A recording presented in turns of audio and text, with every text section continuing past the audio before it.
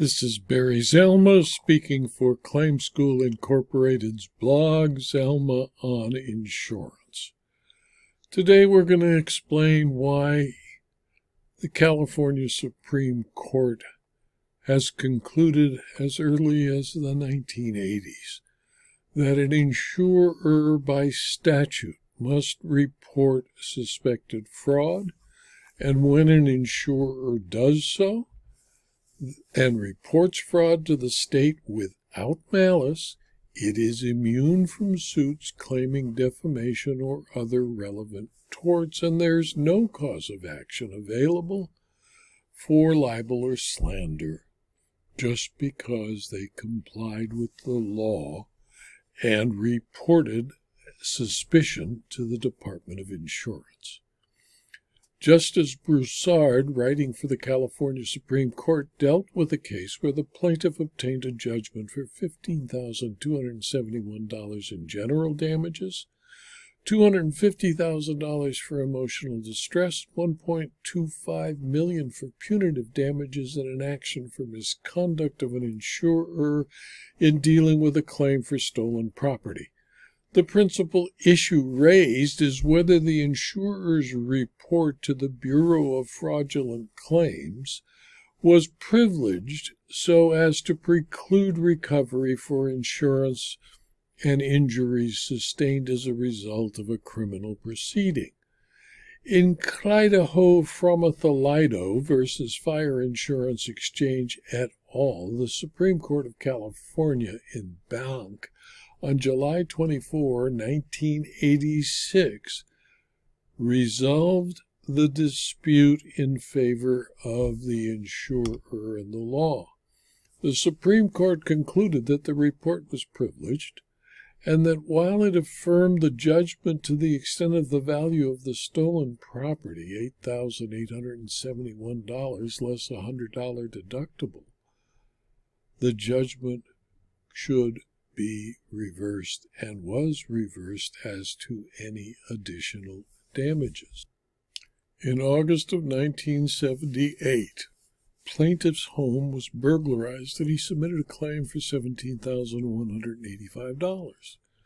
The insurer ultimately paid $10,784. In late June of 1979, the house was burglarized again.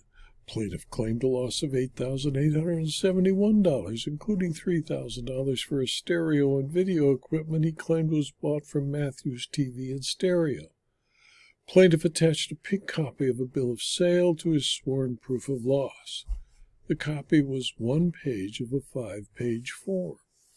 The date 1/03/79 appeared in handwriting in the upper left-hand corner, but the cash register printout date on the right-hand side had been erased and obliterated. The other 4 copies of the bill of sale had a cash register printout, date of 7/19/79, which was after the second burglary. The Bureau determined to investigate after receiving a report from the insurer and assigned one of its senior investigators, who concluded that it appeared that insurance fraud had occurred in violation of what was then Insurance Code Section 556. Plaintiff was arrested at the fire station where he worked in March of 1980 by the investigator. Plaintiff's attorney subsequently convinced the deputy district attorney that the latter could not prove beyond a reasonable doubt that the claim as opposed to the receipt was false. The deputy district attorney dismissed the criminal charges on September 8, 1980, the morning of the trial, although there had been a pretrial hearing that determined that there was sufficient probable cause to take Mr. Frommoethelydo to trial. Plaintiff's attorney subsequently convinced the deputy district attorney that the latter could not prove beyond a reasonable doubt that the claim as opposed to the receipt was false. The deputy district attorney dismissed the criminal charges on September 8, 1980, the morning of the trial. The insurer was not advised of the existence of the witnesses that the prosecutor and the defense spoke about, until after dismissal of the criminal charges.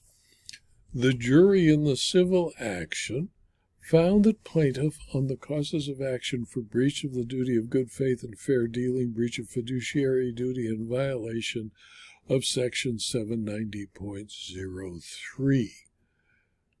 A covenant of good faith and fair dealing is implied in every insurance contract in California.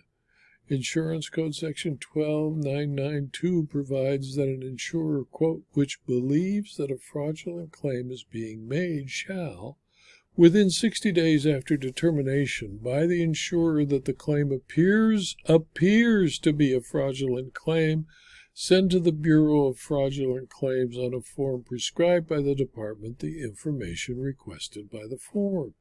Section 12993 provides that an insurer shall not be subject to civil liability for libel, slander, or any other relevant tort cause of action by virtue of the filing of reports without malice or furnishing other information without malice required by this article or required by the commissioner under the authority granted in this article, close quote. The Supreme Court of California noted that when the insurer reported to the Bureau the facts known to the insurer provided a reasonable inference of insurance fraud. Compliance with the statutory duty to report and furnish does not provide a basis for tort liability so long as the information is accurate and complete. A true and complete report to the Bureau is not actionable. The malice necessary to defeat a qualified privilege is actual malice, which is established by showing that the publication was motivated by hatred or ill will towards the plaintiff, or by a showing that the defendant lacked reasonable grounds for belief in the truth of the publication and therefore acted in reckless disregard of the plaintiff's rights. This is from a case called Romer versus Retail Credit, a 1975 decision of the California Court of Appeal. In almost every case, if not in every case, where an insurer reports a claim believed to be fraudulent to the Bureau, the insurer stands to profit if the insured is successfully prosecuted. However, if ability to profit warranted a finding of malice, the insurer would be required to guarantee the accuracy of information obtained and to act at its peril whenever it reported information to the Bureau, and the statutory privilege would then be meaningless. The potential that the insurer may escape liability on the insured's claim is not sufficient to show malice.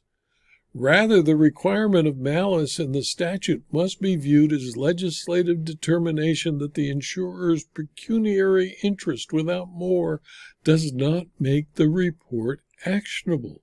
Once an insurer providing probable cause to believe an insurance fraud has occurred and determines to make a report to the Bureau, it may properly make its report, and the fact that the report is designed to secure prosecution does not show malice so long as the report does not contain known inaccuracies or is not incomplete. Application of the duty to investigate to actions based on a report by an insurer to the Bureau would be in conflict with the privilege established by Section 12993 for non-malicious reports. The privilege applies unless the insurer acts out of hatred or ill will or in reckless disregard of the insured's right. The Supreme Court concluded that when an insured seeks damages on the basis of an insurer's report to the Bureau, the privilege of Section 12993 must take precedence over the ordinary duty to investigate. In the instant case, plaintiff has failed to present evidence that the insurer acted maliciously in making its report to the Bureau. By awarding damages for economic loss, the jury obviously determined that plaintiff suffered the loss. The judgment was affirmed by the Supreme Court, but only insofar as it awarded plaintiff $8,771. In all other respects, it was reversed. Each side was required to bear their own costs. In my opinion, this insurer, in good faith, complied with its statutory requirement to report to the state its suspicion that a fraud had been attempted. The Fraud Bureau, now the Fraud Division, found sufficient evidence to arrest the insured, and at a preliminary hearing, a judge found there was sufficient probable cause to take Mr. Frommoethelydo to trial. That the prosecutor got cold feet and dismissed the case on the date of trial is not evidence of any malice on the part of the insurer, and the civil suit brought by the plaintiff failed because the insurer was protected by the privilege. Although this case may seem to be hoary with age, it is the law of California while the statute numbers have changed, and should provide an absolute protection to any insurer that in good faith reports a potential fraud to the Fraud Division of the California Department of Insurance. This video was adapted from my blog, Zalma on Insurance, which is available free to anyone who clicks on the URL zalma.com/blog. If you do so, you can subscribe to the blog and you'll be advised of every blog posting, usually 5, sometimes 6 a week, and access to the more than 4,750 blog postings. You could also subscribe to the videos at rumble.com and at youtube.com, and if you do, I'd appreciate it if you click on the thumbs up button at Rumble or the like button on YouTube. And if you're interested in further detail about insurance, insurance claims, insurance fraud, and insurance law, please consider subscribing to my Substack publications. Thank you for your attention.